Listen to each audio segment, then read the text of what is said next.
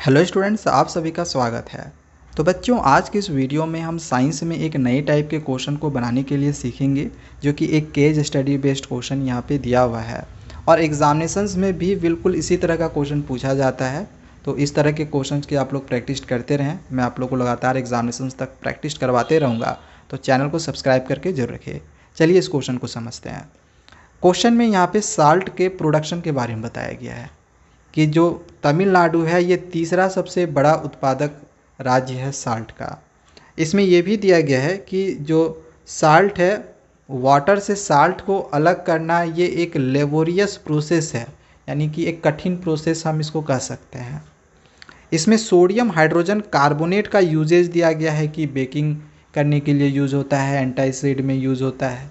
ठीक है, हालांकि इन सब का आगे अभी क्वेश्चन को अभी हम समझेंगे तो आप देखोगे कि इन सब का कहीं पर भी यूजेज नहीं है। मतलब इन सब का जैसे होता है ना, क्वेश्चन दिया हुआ है तो इसमें से क्वेश्चन पूछा गया होगा, बट ऐसा नहीं है। तो केस स्टडी बेस्ड क्वेश्चन में ऐसे ही होता है।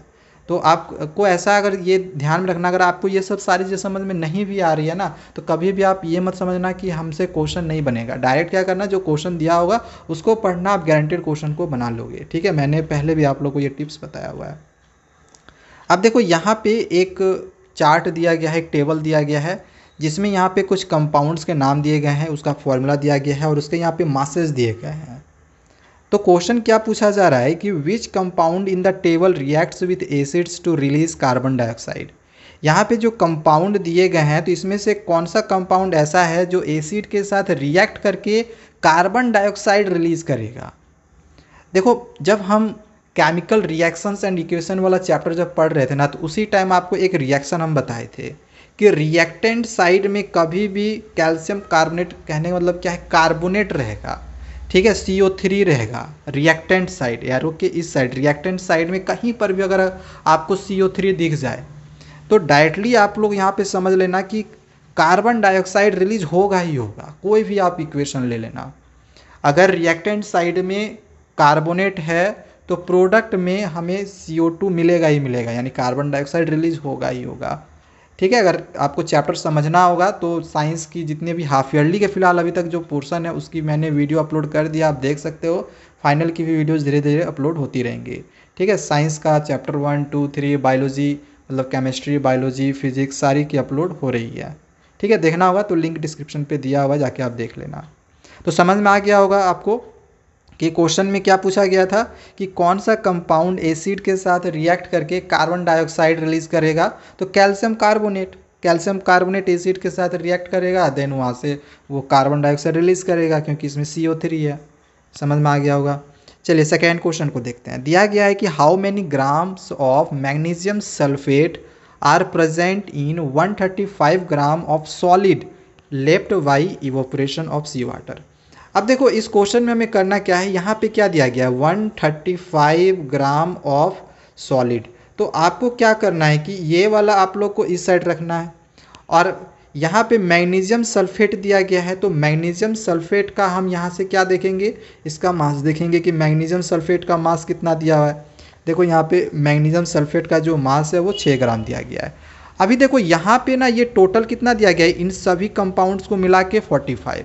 तो क्वेश्चन में पूछा जा रहा है कि अभी तो ये सब मिला के 45 है, तो अगर ये 45 के जगह पे ये 135 ग्राम रहता, इस 45 के जगह पे 135 ग्राम रहता, तब मैग्नीशियम सल्फेट कितना ग्राम होता, क्वेश्चन ये पूछा जा रहा है।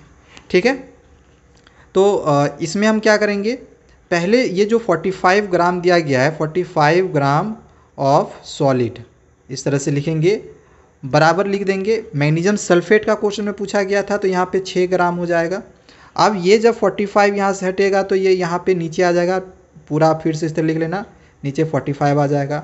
और क्वेश्चन में 135 दिया गया था, तो फिर यहाँ पे 135 ग्राम ऑफ सॉलिड लिखेंगे इस तरह से, और ये 6/45 मल्टीप्लाई 135 हो जाएगा, यानी कि 6/45 मल्टीप्लाई 135 ग्राम इस तरह से। अब बस इसको हमको क्या करना है, काटना है, देन आपका आंसर आ जाएगा। यहाँ पे काट लो, ये 3 का टेबल में आ जाएगा, 3 2 जा 6, यहाँ पे 3 का टेबल में आ जाएगा, 3 1 जा 3, 3 5 जा 15। देन ये 5 का टेबल में आ जाएगा, 5 3 जा 15, ये हो जाएगा 5 2 जा 10 और 5 7 जा 35, ये 3 9 जा 27, 9 2 जा कितना हो गया 18, देखो 18 ग्राम आ गया, ये आंसर हो जाएगा। देखो कितना आसानी से हमने क्वेश्चन को बना लिया है। चलिए नेक्स्ट क्वेश्चन को समझते हैं। क्वेश्चन दिया गया है कि what is the saturated solution of sodium chloride called.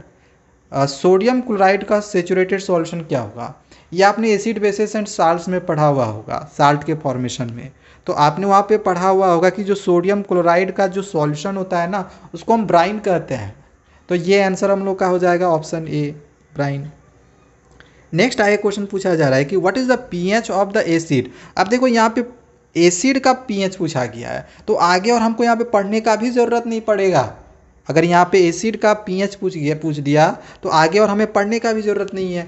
हमें पता है कि अगर 7 से कम रहेगा तो वो एसिड होगा, 7 वाला न्यूट्रल होगा, इधर वाला बेस होगा 7 से ज़्यादा वाला। तो आप यहाँ पे देख लो बिटवीन 1 and 3 है, 1 to 3 है, यहाँ पे 6 to 8 है, 8 to 10 है, 11 से 13 है। तो 7 से कम आपको कौन सा दिखाई दे रहा है, एक ही है यहाँ पे बिटवीन 1 to 3। राइट आंसर क्या होगा, ऑप्शन ए हो गया। देखो हमने कितना आसानी से ये वाला क्वेश्चन को अभी हमने सॉल्व कर लिया है। तो ये क्वेश्चन आज एक हमने आप लोगों को करवा दिया है। इसी तरह से आगे हम फिर से दूसरे दिन आप लोग को क्वेश्चंस की प्रैक्टिस करवा देंगे। देखो बहुत सारे केस स्टडी बेस्ड क्वेश्चन दिए हुए हैं। इसी तरह से आगे आप लोग को हम क्वेश्चंस की प्रैक्टिस करवाते रहेंगे। तो चैनल को सब्सक्राइब करके आप जरूर रखें। Thank you, bye bye.